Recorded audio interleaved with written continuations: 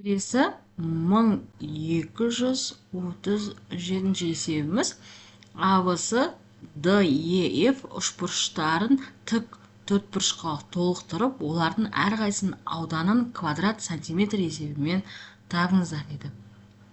Бізде берілген екі төртқызының қосындысы мен екі төртқызының қосындысының ауданы 1 сантиметр квадратқа тең. Енді тура осыны осы төртбұрышта бейнелейік. Яғни біреу бар осынайдан, екеу бар, үшеу бар, үшеу бар. Енді дәл осы түнен сызайық. Былай бір бөлеміз. Былай бір бөлейік. Енді дәл осындайдан бізде 12-сі бар екен. Сонда аудан үшбұрыш абысыныңкі ол дегеніміз толыққанына 12 сантиметр квадрат болса, абысыныңкі жартысына тең деп тұр, яғни соны 2-ке бөлеміз.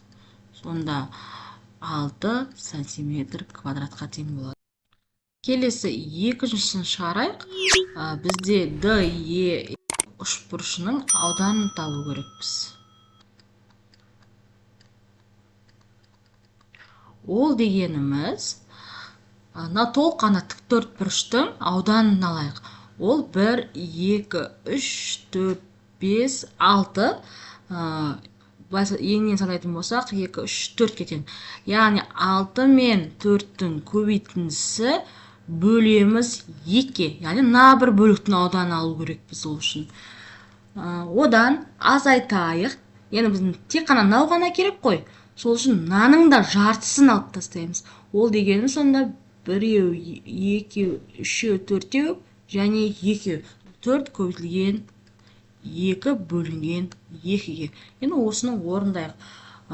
Көбейтетін болсақ, 24, 24 2 бөлсек 12, 12 санынан азайтамыз. 8 сөзді 2-ке бөлетін болсақ 4. Сонда нәтижесі 8 сантиметр квадратқа тең екен. Келесі 1238 есебіміз тік төртбұрыштың қабырғалары 13 және 5 сантиметр. Периметрі осы тік төртбұрыштың периметріне тең квадраттың ауданын табыңыздар дейді.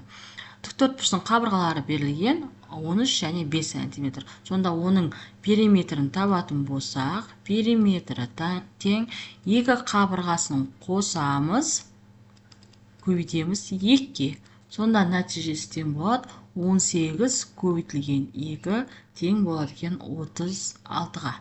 Енді осының периметрі дәл осыған тең квадрат дейді. Сонда ал квадраттың периметрін табу формуласын жазайықшы. Ол дегеніміз бізде 4-ға тең. Енді осының периметрімен бастағы тік төртбұрыштың периметрі тең екен. Сонда осы жерден сол квадратымыздың қабырғасын тауып аламыз. Сонда 36 тең 4А.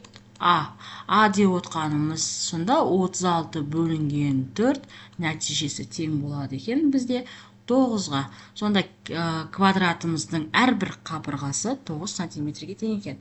Енді осының квадраттың ауданын табу керекпіз. Ауданын табу дегеніміз сонда А-ның квадраты, яғни 9-дің квадраты. Ол тең болады екен бізде 81 сантиметр квадратқа.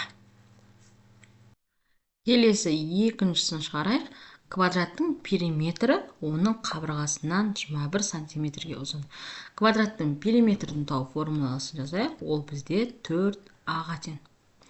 Ал енді периметрі осы қабырғасынан 21 сантиметрге ұзын дейді.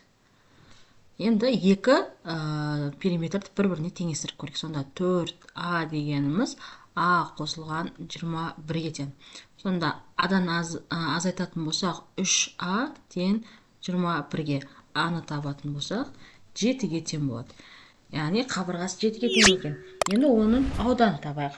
Аудан табу формуласы А-ның квадраты. Яғни 7-ның квадраты 49 сантиметр квадратқа тең екен. Келесі 1239 есептің бірінші сұрағы. Қандай көпбұрыштар кескінделген дейді. Бізде шаршы және тік төртбұрыштар кескінделген. не тік төртбұрыш.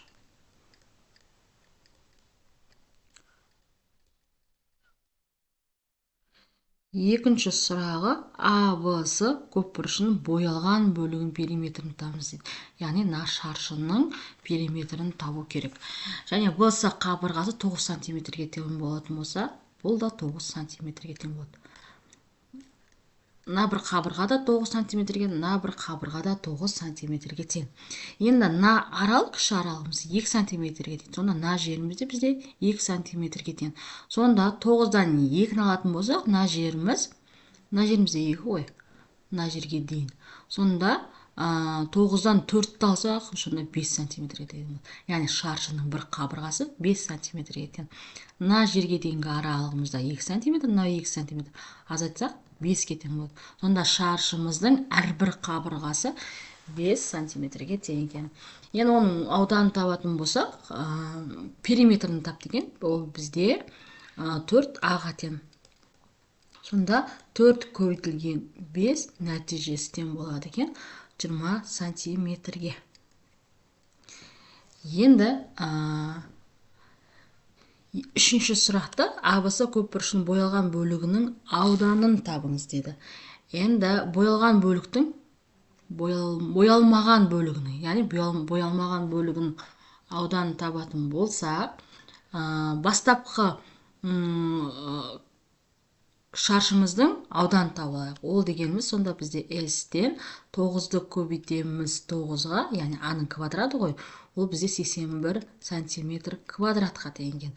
Ал боялған бөлігі ішкісінде орналасқан екісі деп айтайын, ол бізде 5-ті көбейтеміз 5-ке тең, яғни 25 сантиметр квадратқа тең. Енді үлкен шаршыдан боялған бөлікті алсақ, боялмаған бөлігінің ауданы шығады. Сонда 81 сантиметр квадраттан азайтамыз 25 сантиметр квадратты. Нәтижесі 56 сантиметр квадрат шығады. Бұл бізде боялмаған бөліктің ауданы. Келесі 1240-шы есебіміз. Үшбұрыштың периметрі 24 сантиметрге тең. Үшбұрыштың АС қабырғасы ВС қабырғасынан 4 сантиметр ұзын. ВС қабырғасы АБ қабырғасынан 2 сантиметрге қысқа дейді. Сонда біз АБ-ны X деп өрнектейік, ал ВС қабырғасын X азайтылған 2-ке тең болады, яғни 2 сантиметрге қысқа. Ал АС қабырғасы дегеніміз ВС қабырғасына 4 сантиметр қосқанға тең екен. Яғни бұны өрнектеп жазып алатын болса, X қосылған 2 деп жазсақ болады. Енді осылардың қосындысы бізде 24 сантиметрге тең. Осы жерден біз X тауып аламыз. Онда X қосылған X азайтылған 2 қосылған X қосылған 2 тең 24-ке. Яғни периметрі 3 қабырғасының қосындысына тең. Енді X-тарды қосатын болсақ, бізде 3X болады. 2 мен 2 қысқарып кетеді, нәтижесі 24-ке теңестіреміз. Сонда X-тің жауабы тең болады 8-ге. Яғни АБ қабырғасы 8 сантиметрге тең. Ал ВС қабырғасы 8 сантиметрден азайтасын 2 сантиметрді. Ол сонда 6 сантиметрге тең болады екен. Ал АС қабырғасы ол X қосылған 2 деді қой.